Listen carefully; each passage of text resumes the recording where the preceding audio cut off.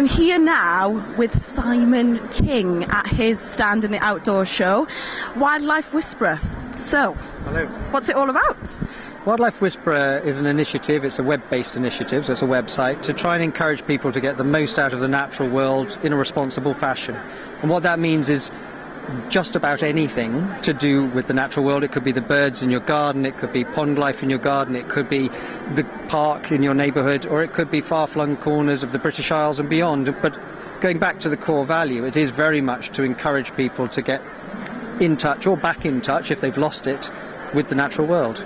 Fantastic. Well, at Outdoor Nation, a new campaign that we've launched as part of the National Trust, we're questioning whether slowly but surely we are losing touch with the outdoors as a nation. I'm sure this doesn't apply to you, but do you think that we are losing touch?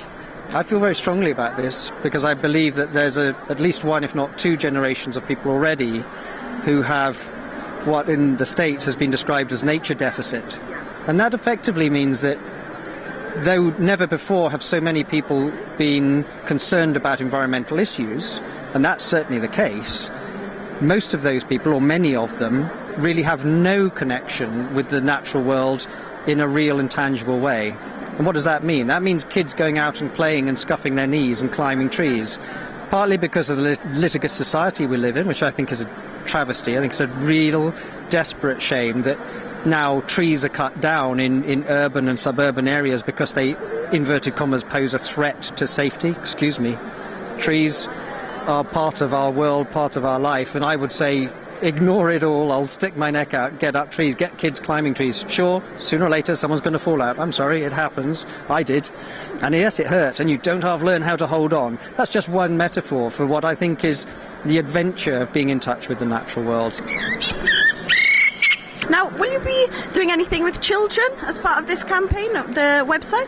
Very much. We've got already with initiatives with teachers' packs for Key Stage 1 and 2, which will be rolling out in the very near future. In fact, we've already got a few schools involved. And that, again, is a way to encourage kids to get involved with the natural world, but in a learning process. What we're creating, I hope, is something that's interactive, enormously good fun, but includes all of the key stage elements from mathematics to English and all the other elements of learning. And to do so in a truly connected way, often using the natural history on your doorstep, including birds that nest in almost every corner of the British Isles, using nest boxes with cameras and, as I say, printouts from the website, which give teachers the opportunity to integrate the information that can be gleaned from the natural world into coursework. Well, it sounds desperately exciting, and here at the stall today you've got loads of things going on, so I was wondering if you could perhaps show me some of those things. On this element of our stand, we're interpreting animal track and sign. It's not a comprehensive record of every British wild animal, but it's a broad cross-section of some of the things that you might find on a walk in the countryside. We've got an owl pellet. This is the regurgitated remains of prey that a barn owl has consumed. And in this display case are a few of the bone fragments from a single pellet. And you can see that it's consumed 2 field voles, a bank vole, 2 common shrews and a pygmy shrew. That's incredible. And that's just probably in a 24 to 36 hour period. So Hungry owl. Hungry owl. Here we've got an interpretation centre to help people identify birdsong. It's using a device that we don't manufacture, but that I personally think is a magnificent innovation called Bird Voice. And using it, you can just touch on one of the discs, and you immediately get the song of the species represented. This is just a small cross-section of some of the birds represented by Bird Voice. Here's a chaffinch, for example.